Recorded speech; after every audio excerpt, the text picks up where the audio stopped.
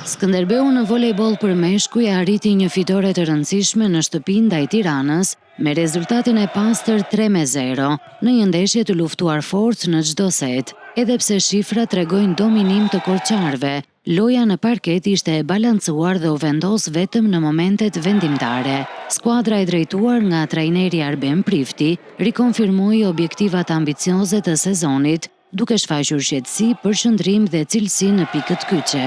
Që në setin e parë rivaliteti ishte i fortë, me Tiranën që barazonte disa herë rezultatin, por vendasit u treguan më efikas në sulm dhe më të sigurt në blok duke fituar 25-22. Seti i dytë ishte edhe më i fortë me avantazh që kalonte nga njëra skuadër te tjetra. Tirana e çoi lojën në pikë shtesë, por Skënderbeu ruajti gjakftotësinë dhe përfitoi nga gabimet e kundërshtarit për ta mbyllur 26-24. Në setin e tretë, korçarët hynë më të vendosur dhe krijuan një diferencë të lehtë në mes të lojës. Megjithëse Tirana tentoi të rikthehej, vendasit e menaxhuan mirë përsin dhe mbyllën setin 25-20, duke vullosur fitoren 3-0.